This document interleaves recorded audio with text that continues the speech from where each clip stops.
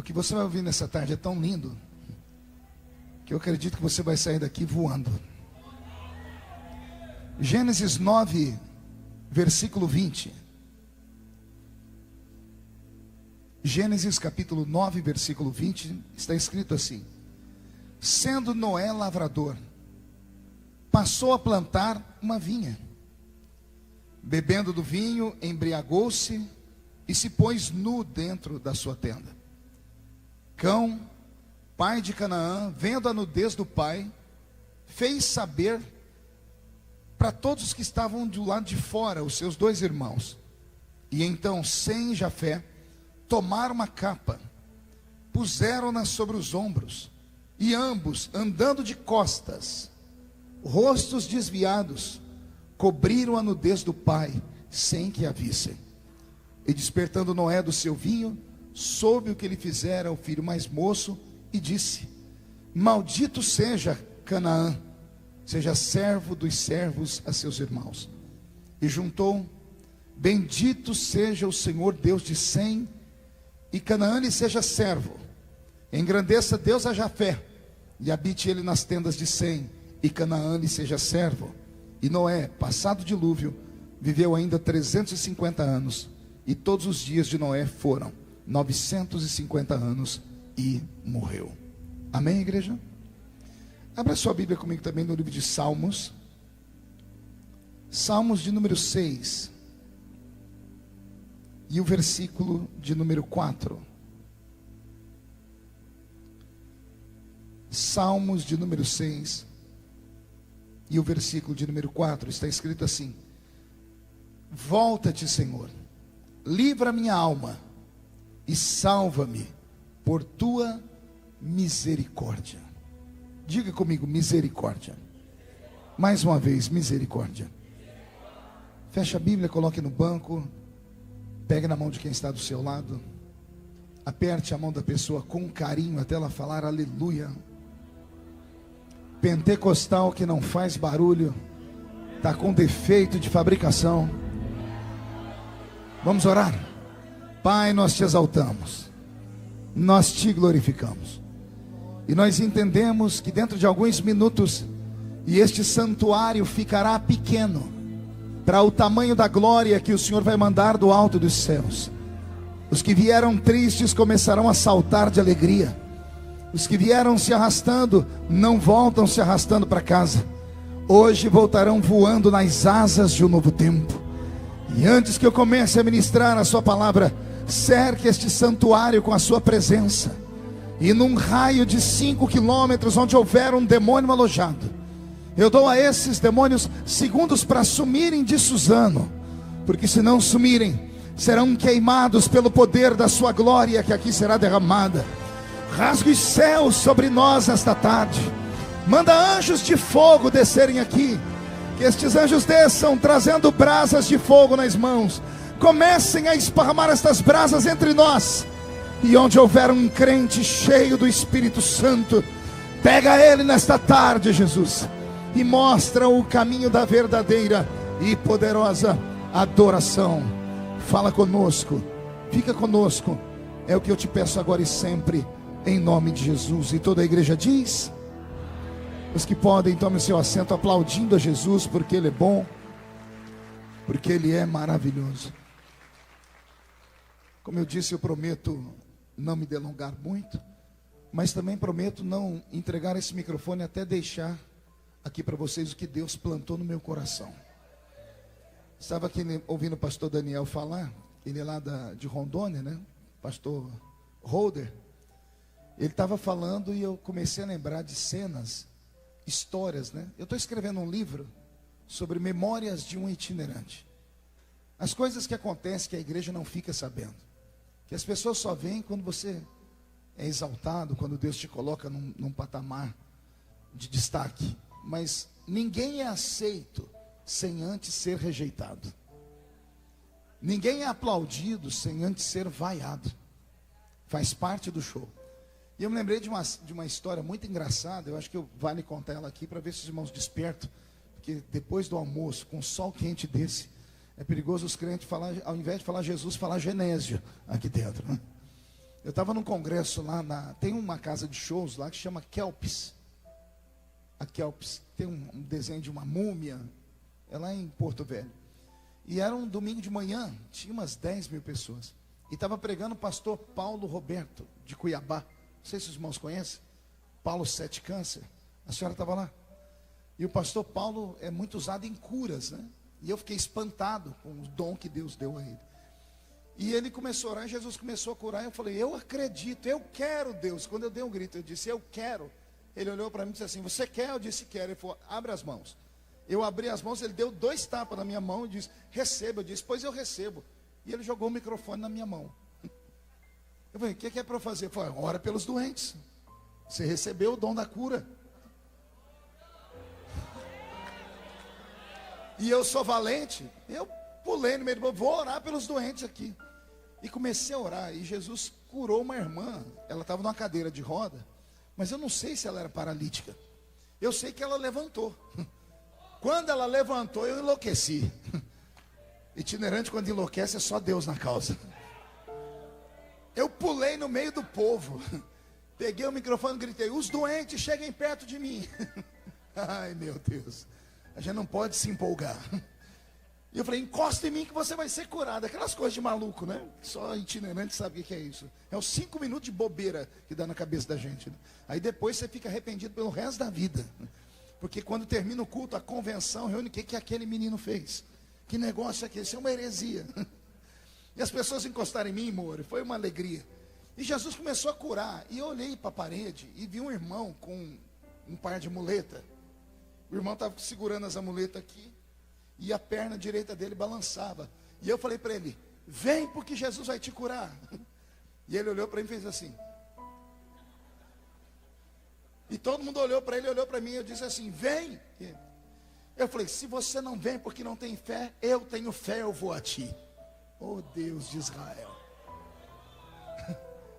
E eu cheguei perto dele. Quando eu cheguei perto dele, ele disse assim, pastor, eu fiz assim, você não precisa ter fé, eu tenho fé por mim e por você.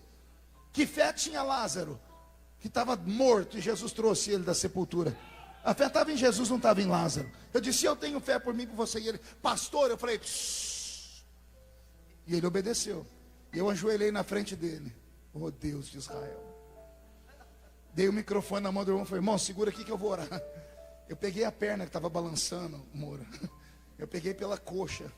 E eu bati assim, perna em nome de Jesus. Pá! Cresça. Seja curado. E fui descendo, porque eu ia ungir a perna inteira. Perna, pá, cresça. Quando chegou no joelho, irmãos, o diabo operou. Quando eu bati a mão, perna, cresça. A minha mão enformigou. O anel amassou. Eu olhei para cima, ele olhou para baixo e disse assim, é de madeira, pastor.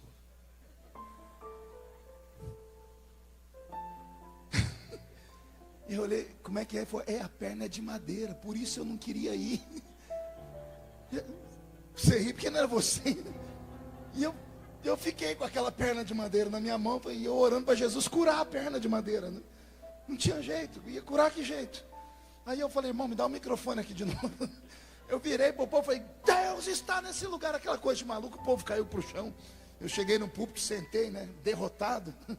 O pastor Joel Roder colocou o óculos na ponta do nariz assim, Feliciano, o que deu ali? Eu disse, pastor, a perna do homem era de madeira. Eu fiquei no canto. Vocês conhecem o pastor Paulo Marcelo? Cantor, Paulo. Não, calma aí. Não. Jesus, deu um branco. O cantor, Fabiano Barcelos. Quem conhece Fabiano Barcelos? Ele compôs um monte de hinos da Shirley Cabanhas, da Cassiane. O Fabiano não é gente. Ele chegou em mim no púlpito e falou, Feliciano, o que aconteceu? Eu falei, eu fui orar pelo homem, a perna era de madeira. E ele baixou a cabeça e falou, glória. Eu falei, glória porque não foi você. Eu falei assim, mas por que você não levantou a calça para ver se aconteceu o milagre? Eu disse, era de madeira. Eu falei assim, de repente brotou um raminho. Nasceu uma frutinha. Está vendo? Você só vê as glórias. As tribulações você não vê. Só Jesus na causa.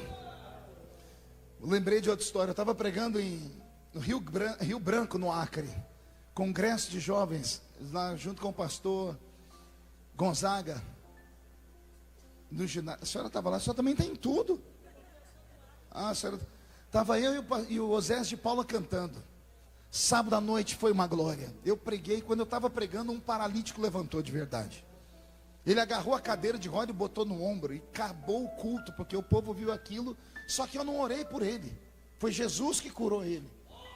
Para sair do ginásio, eu saí escoltado. Os irmãos acharam que era eu que tinha curado, queriam arrancar pedaços da minha roupa.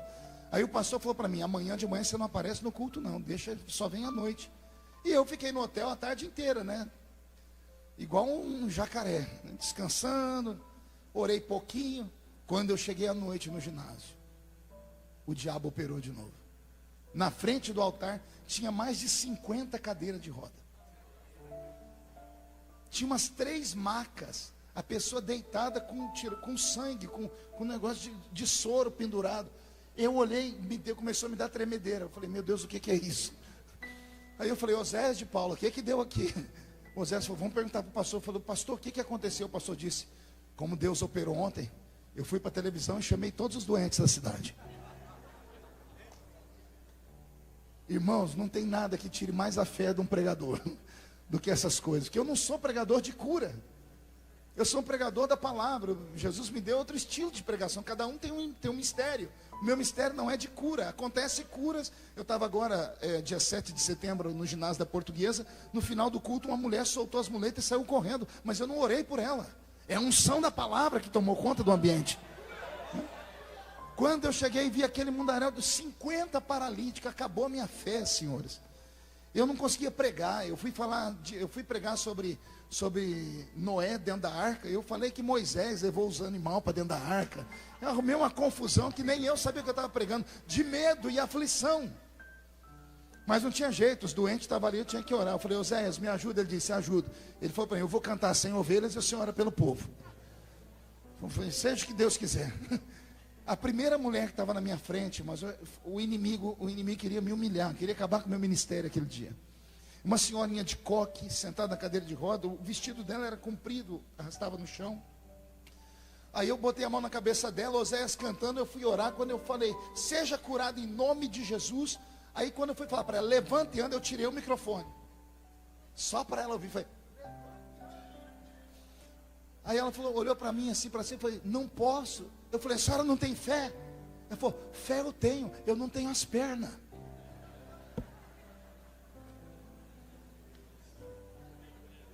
E eu falei: e a senhora está fazendo o que aqui? Aí eu vim para ser curada. Eu falei: irmã, mas nem Jesus fez brotar a perna na hora. Está lá que ele curou o paralítico, ele curou. Agora ela não tinha as 2 pernas, ela teve diabetes comeu as pernas dela. E ela estava lá: como é que ela vai andar? Então são histórias que acontecem, que você, se não tiver estrutura, ou você desvia, ou você faz como eu estou fazendo aqui. Experiência, a gente dá risadas e toque o barco. Olha para o seu irmão e diga: nem tudo são flores. Tem dias que a coisa não dá certo. Posso ouvir um glória a Deus? E vocês filmaram tudo isso, né? Já está no YouTube, né? O inimigo vai usar vocês mesmo, não tem outro jeito, né? Robson, mude a música para mim. Eu li 2 textos da Bíblia, um no livro do Gênesis e o outro no livro de Salmos. Eu queria começar pelo livro de Salmos. Eu pedi para todos aqui recitarem uma palavra comigo, uma única palavra, a palavra misericórdia. Dá para repetir comigo de novo? Pergunte à pessoa do seu lado: você sabe o que significa misericórdia? Muitas vezes nós falamos: Deus tem misericórdia de mim, misericórdia, Senhor. Virou até chavão, até as pessoas de televisão, de novela falam, mas não sabem o que significa a palavra misericórdia. A palavra misericórdia é uma junção de 2 palavras no latim: a palavra miseris e a palavra córdia. A palavra miseris, vai anotando aí se quiser, é sujo, imundo, podre, fedido, leproso, perdido, derrotado, desgraçado. Tudo isso é a palavra miseris. E a palavra córdia, essa mexe comigo. A palavra córdia significa coração, Então, quando a gente diz misericórdia, nós estamos falando misericórdia. Nós estamos dizendo: Senhor, pega-me, um sujo, um imundo, o caído, o podre, o desgraçado, o sujo, e coloca no teu coração, Deus. Você já colocou alguém no coração? Já, só que você nem sabia. É mais ou menos assim. Vem cá, filho, fique aqui. Toda vez que você vê uma pessoa sofrendo, você vai no velório, você vai no hospital, você vê uma pessoa passando por necessidade, você acaba tendo misericórdia dela. Pergunte por quê? Porque você pega a pessoa sofrida e coloca ela no coração assim, ó.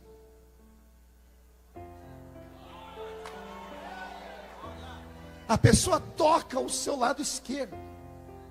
Raramente alguém abraça do lado direito.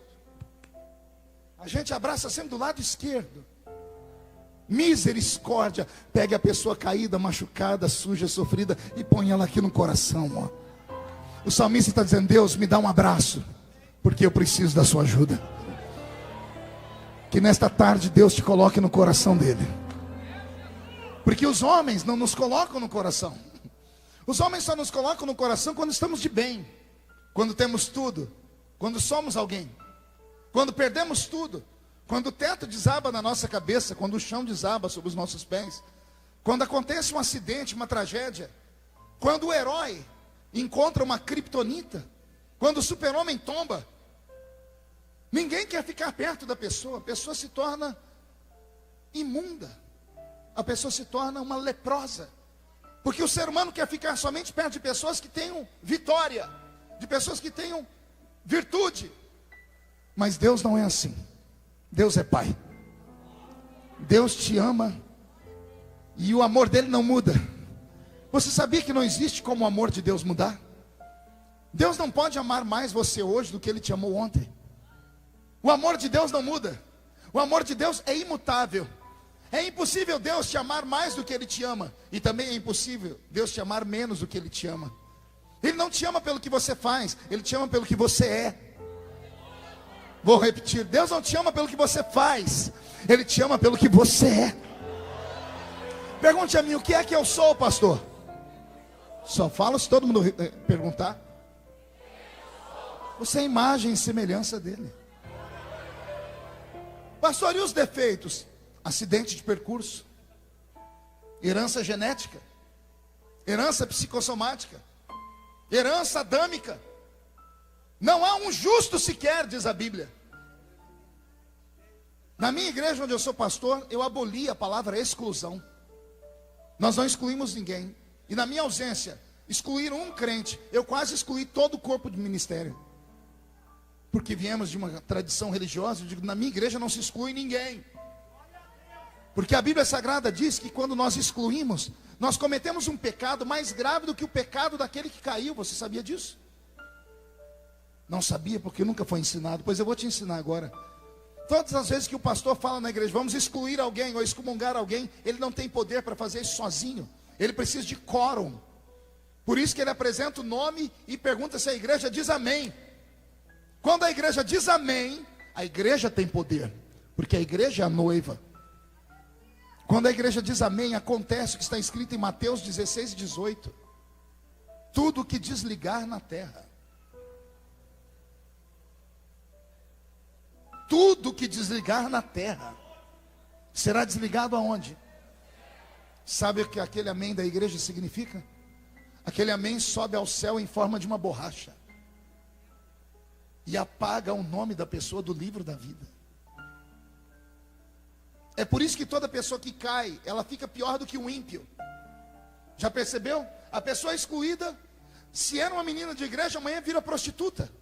Se era um menino, amanhã ele vira um endemoniado. A Bíblia diz: a casa está limpa. O espírito que saiu volta com 7 piores. E a tendência da pessoa é terminar se suicidando ou sendo morta. Porque o diabo tem pressa em ceifar a vida dela. Porque nós não conhecemos a palavra misericórdia. O texto que eu li de Noé mexeu comigo dia desses, quando Deus me deu uma revelação. Eu estava estudando sobre as capas da Bíblia. a túnica colorida de José. Eu tenho uma mensagem chamada A Oitava Capa, e eu estava procurando outras capas na Bíblia, como a capa babilônica, a capa de Bartimeu, e o Senhor me fez lembrar da capa de Noé. Mas eu nunca tinha pregado sobre a capa de Noé. E o Senhor falou para mim: a capa de Noé é a capa da misericórdia. Capa da misericórdia. Noé é o único homem que sobreviveu ao dilúvio com a sua família. Saiu da arca, plantou uma vinha, bebeu e ficou bêbado. A história de Noé pode ser manchada por essa história. O patriarca, o único homem justo que Deus encontrou, a alma temente, desceu da arca e pecou, desviou, ficou bêbado. Aí todo mundo joga uma pedra em Noé. Ei, Noé, bebum, cachaceiro. Algum dia você parou para pensar por que Noé bebeu?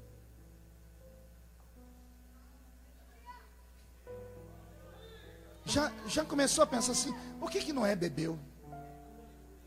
Você conhece pessoas caídas pelas ruas, os bebuns? Chegue em uma pessoa dessa, procure saber por que ele bebe. Há textos na Bíblia que estimulam a bebida, sabia disso? Salomão disse: se você está triste, tome vinho, para que se alegre o seu coração. Quantas vezes você ouviu falar que a pessoa bebe para esquecer o que aconteceu? Eu não queria estar na pele de Noé. Você já reparou que quando Noé fez a arca, entrou com a família lá dentro, ele trancou a arca por dentro. Aí a Bíblia vem e conta uma outra história. Pergunte qual? Veio um anjo e fechou a arca por fora. Já meditou porque o anjo fechou a arca por fora? Pergunta para o seu irmão: o que você acha? Por que o anjo fechou por fora? Noé já tinha fechado a arca por dentro. Veio Deus e fechou a arca por fora. Pergunte para mim: para quê, pastor? Porque Noé era um homem de coração bom. Era um homem que temia Deus. Quando ele estava dentro da arca, a arca começa a balançar, ele começa a escutar o choro de criança morrendo afogada.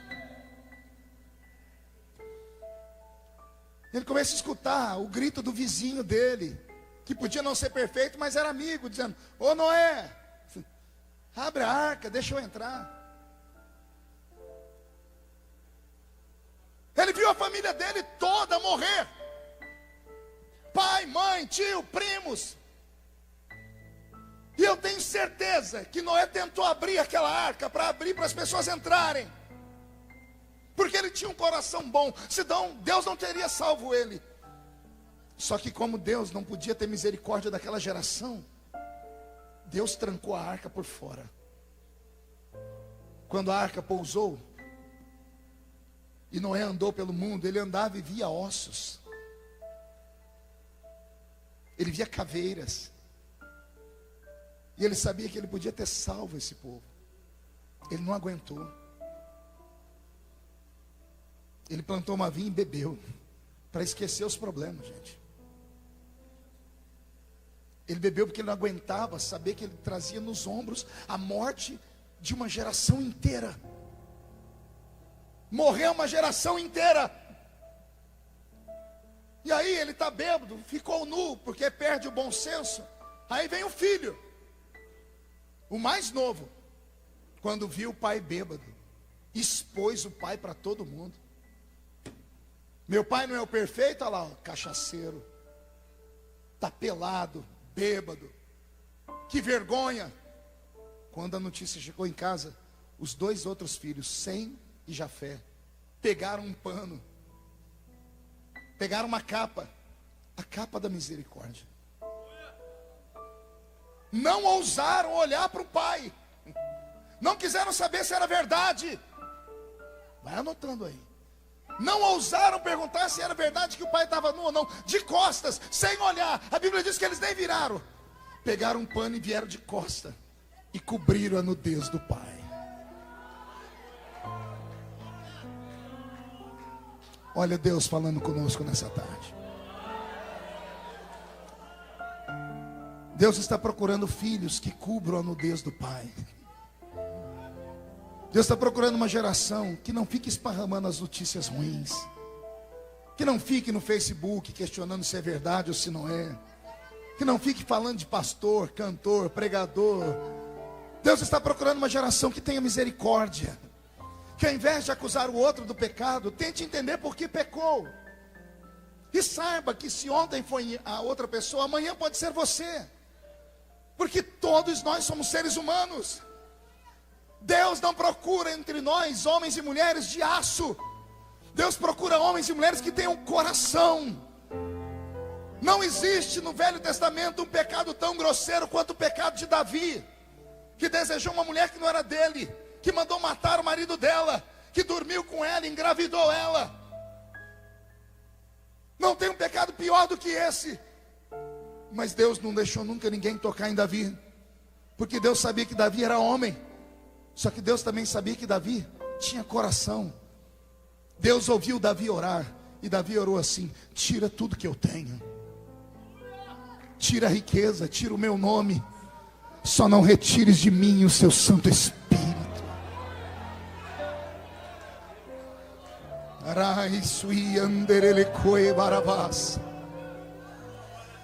Eu sinto Deus esta tarde.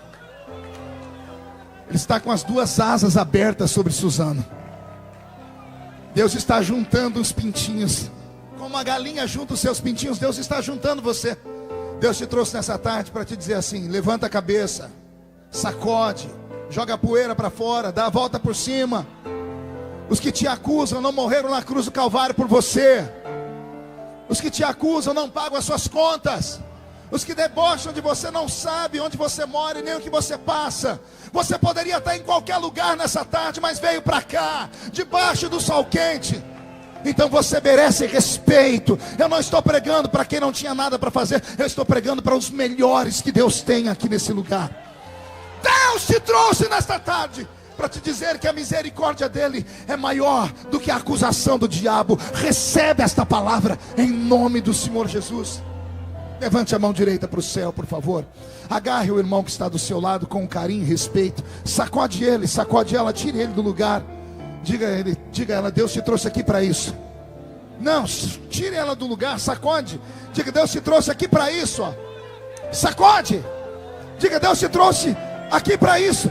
Deus te trouxe para sacudir a sua fé, para sacudir o seu ministério, para sacudir a sua história. Deus te trouxe para sacudir a sua existência.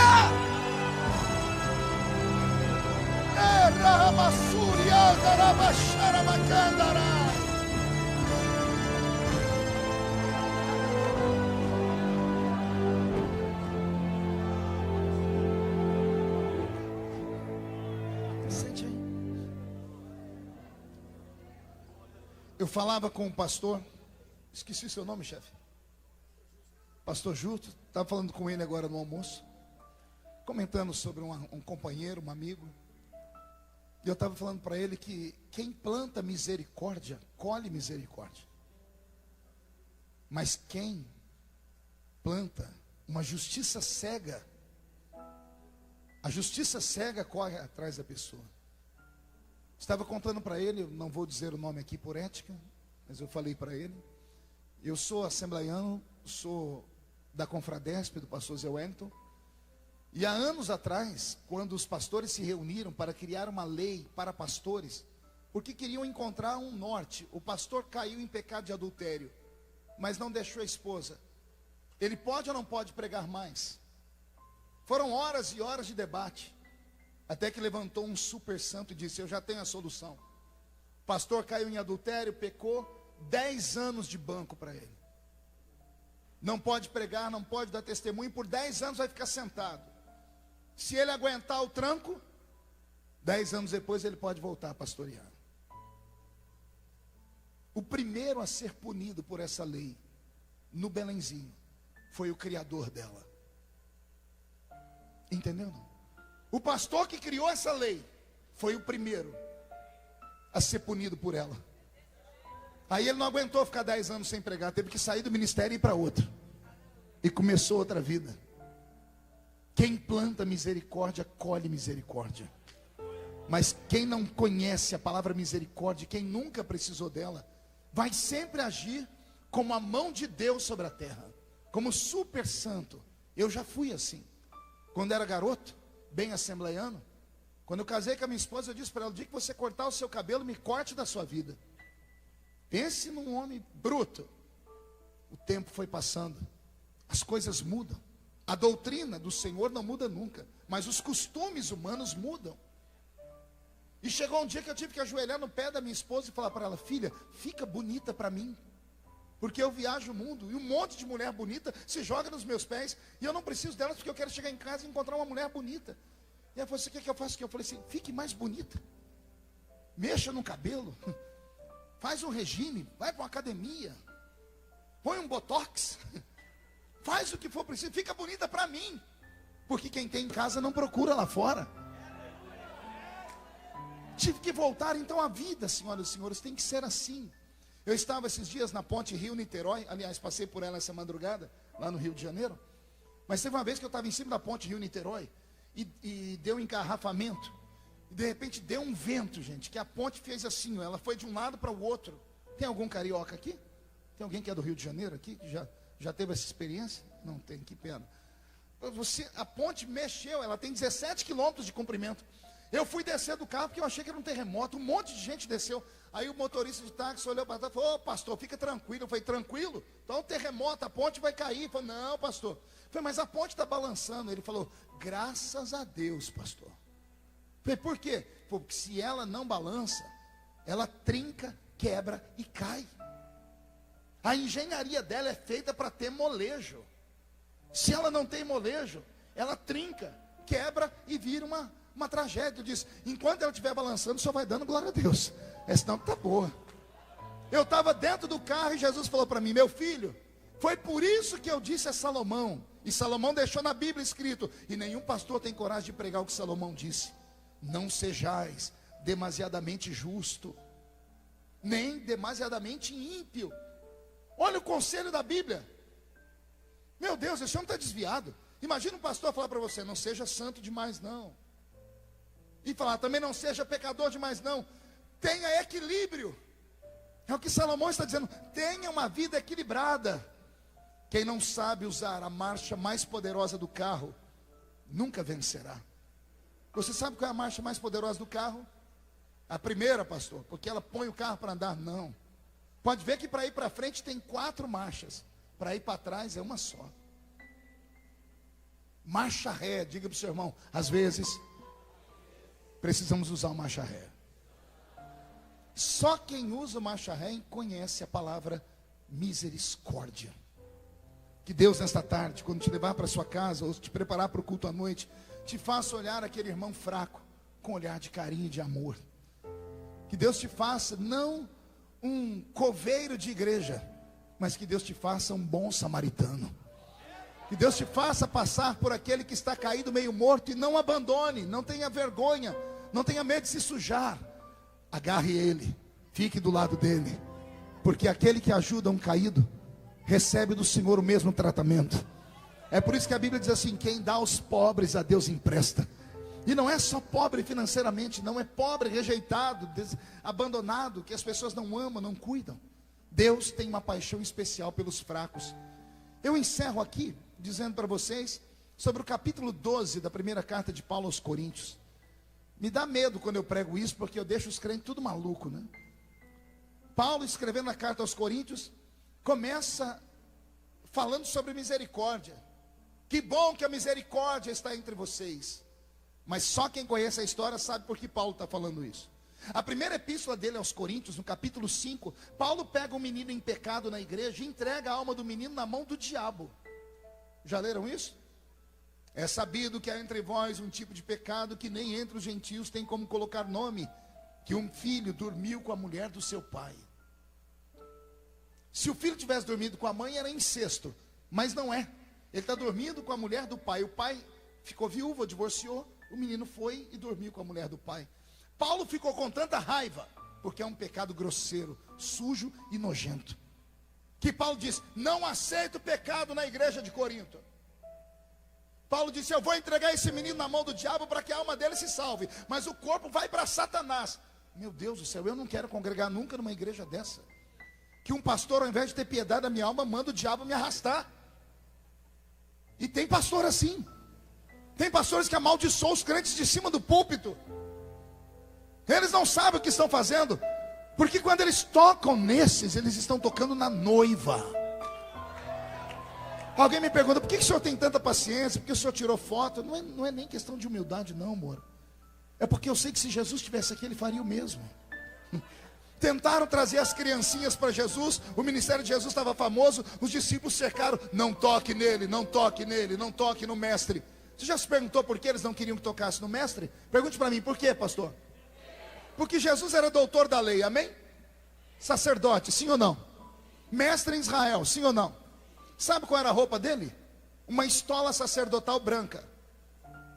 Uma estola sacerdotal o quê? Branca. E agora que ele está famoso, a roupa dele, pode ver que roupa de artista é diferente. Já percebeu?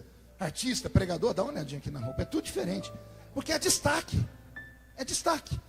Então chama atenção. Todo mundo queria encostar nele, os discípulos. Vão sujar a roupa do mestre, ele tem um show daqui a pouco. Ele tem que pregar, vai estar diante de uma autoridade. Tira essas crianças com o nariz sujo daqui. As crianças estavam no meio da praça. O que criança está fazendo no meio da praça, gente? Brincando, correndo. As crianças pareciam um tatu. Aí as criancinhas queriam tocar em Jesus e disse, não, sai para lá, catarrento. Sai para lá, moleque sujo, sai para lá. E Jesus disse, deixai vir a mim os pequeninos. Agora aguenta, vê se o seu coração dá conta. Jesus pegou uma criança sujinha, com o nariz sujo, e botou no colo. Ele esfregou a roupinha suja dele na roupa branca dele. E Jesus deu um beijo na criança. Isso chocou os discípulos. Isso chocou todo mundo. Isso foi uma pregação tão grande que tinha um moço sentado naquela praça. Quando ele viu Jesus fazer aquilo, ele saiu correndo, se jogou de joelho ao pé de Jesus e disse, bom mestre, o que eu tenho que fazer para herdar a vida eterna? Por que você acha que esse moço procurou Jesus? Jesus pergunta para ele, conhece os mandamentos? E o que é que o moço diz? O jovem rico? Conheço todos os mandamentos, respeito desde a minha mocidade. Você conhece algum crente que respeita todos os mandamentos? Será que tem algum aqui entre nós que é santo a esse ponto? Se aquele moço estivesse mentindo, Jesus teria chamado a atenção dele, sim ou não?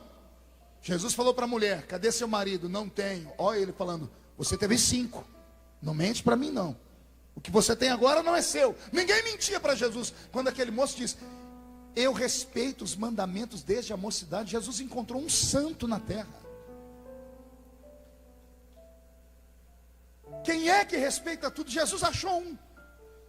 Aí Jesus olhou para ele e disse assim, então, se você já respeita todos os mandamentos, vende tudo que você tem e me segue. Porque você já é um anjo na terra. Agora, calma aí, tem uma coisa que nós não meditamos. Pergunte o quê? Só fala se todo mundo perguntar.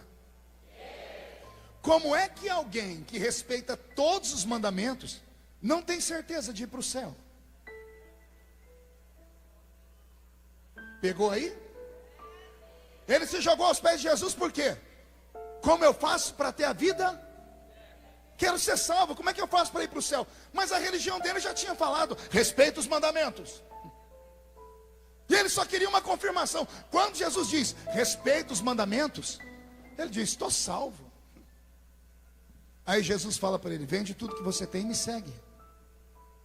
Aí a Bíblia diz que o rapaz se entristeceu e foi embora. Pergunte por quê? E ensinaram ele a respeitar a estrutura da igreja, as doutrinas, os costumes, mas nunca ensinaram ele a amar Deus acima de todas as coisas. Quantos crentes piedosos, santos que eu conheço, tem a coragem de levantar a mão para o céu e excomungar alguém da igreja? Tem capacidade de ir na casa do pastor e entregar o irmão, olha, eu tenho provas de que aquele irmão não merece tomar santa ceia. Quem é o sujo para falar do mal lavado?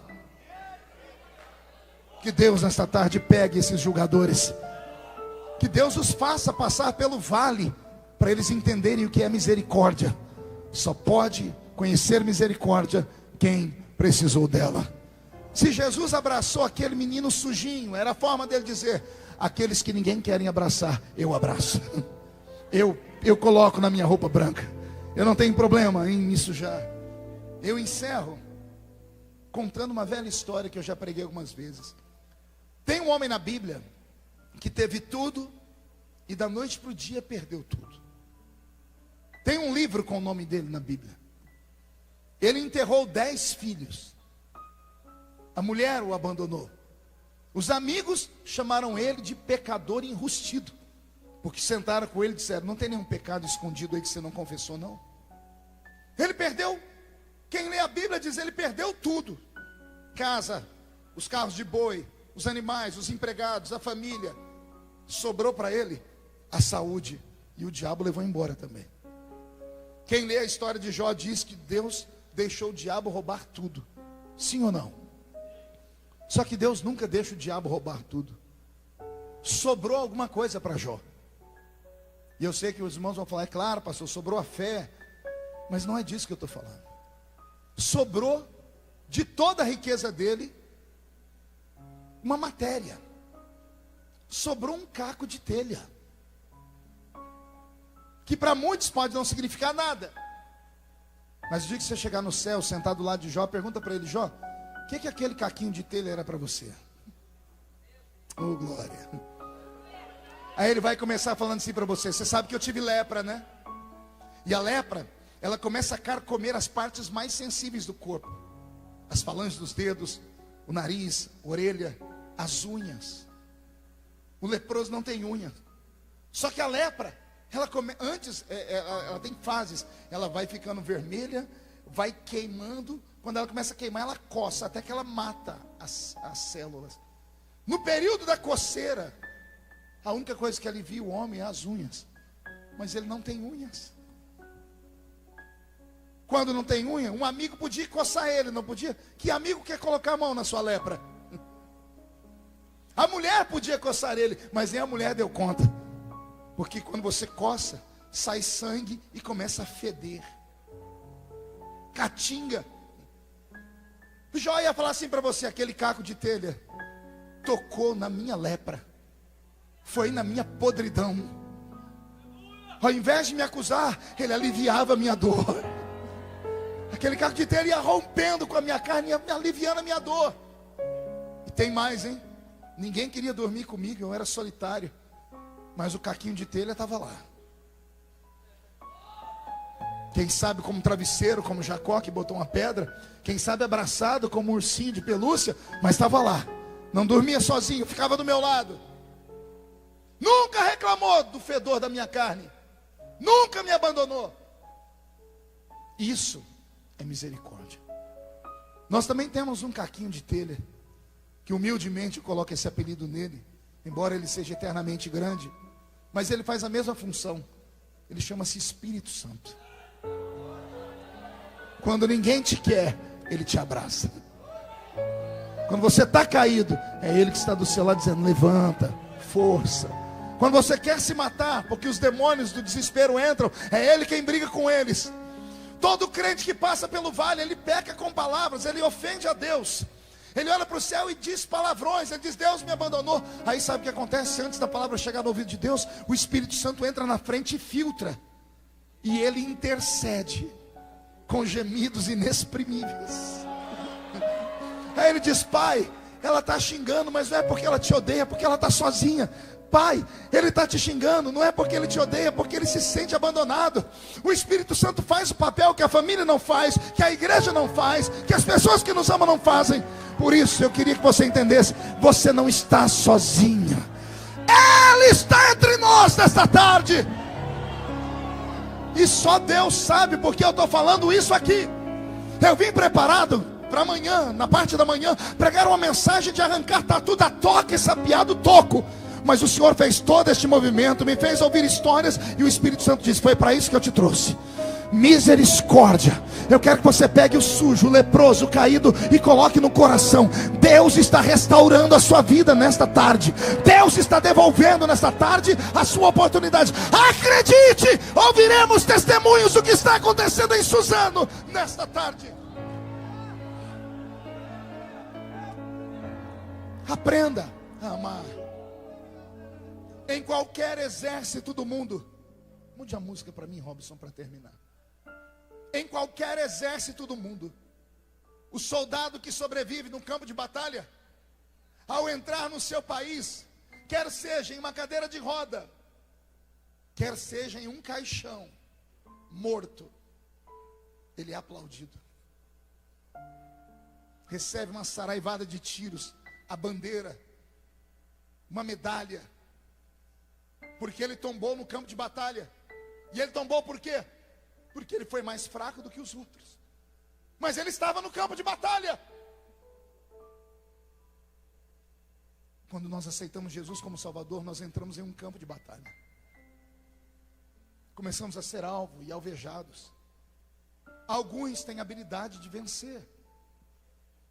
Deus me deu essa graça de vencer.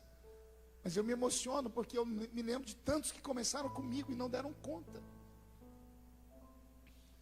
Quantos amigos pregadores tombaram? Quantos meninos que não deram conta? Alguns dão conta, outros não dão conta. E o que é que nós fizemos por eles? Pela memória deles? Fomos para a internet falar: você viu quem tombou? Viu como caiu? Viu Deus tratando? Como nosso coração é duro, igreja. Como nosso coração é ruim. Quando a minha esposa perdeu o nosso filho, e eu, pregador, ungido de subir monte, descer monte, os 3 dias que o bebê ficou morto na barriga dela, porque eu não tinha plano de saúde, então não podia deixar ela lá para fazer uma curetagem, tinha que esperar o corpo dela abortar. As irmãs do círculo de oração foram na minha casa, pediram para eu sair do quarto, que elas foram orar com a minha esposa. Quando elas saíram, minha esposa entrou em convulsão. Eu cheguei: o que foi, filha? Ela começou a me pedir perdão. Eu falei: mas perdão do quê? Olha, minha esposa, me perdoa por eu chorar quando você viaja, eu queria você perto de mim. E eu falei para Jesus: te deixar mais perto de mim. Eu falei: mas isso não é pecado? E ela disse: não, as irmãs falaram que Deus levou meu filho porque eu estava em pecado.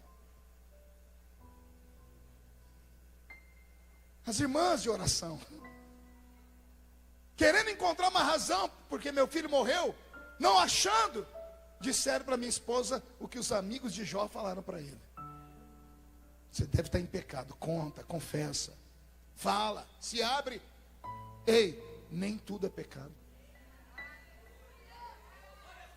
Nem todo vale é punição.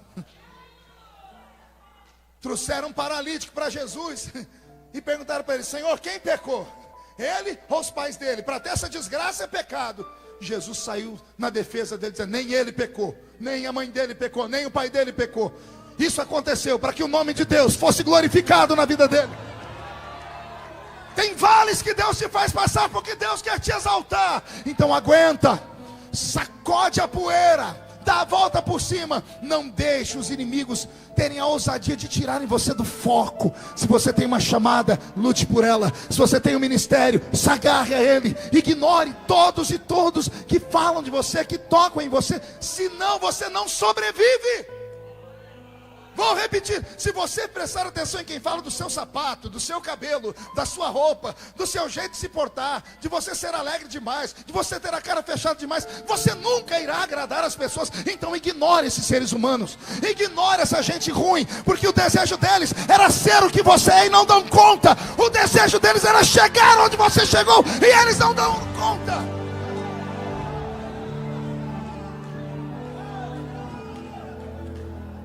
Eu estou com meu corpo arrepiado. Deus está aqui. Deus está aqui.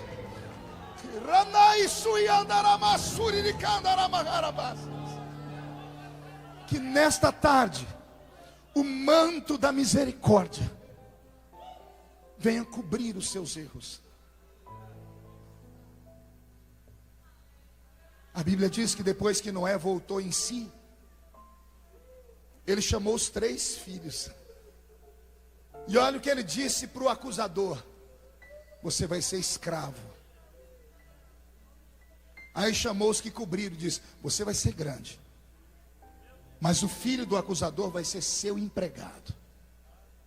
Aí Noé chamou o outro: você cobriu a minha nudez? Você será importante, mas o filho do acusador vai ser seu escravo. E eu não tenho tempo para falar o que aconteceu com as gerações que vieram pós esta palavra de Noé. Então haja como um cristão de verdade. Haja como um crente que vai morar no céu. A função do crente não é acusar.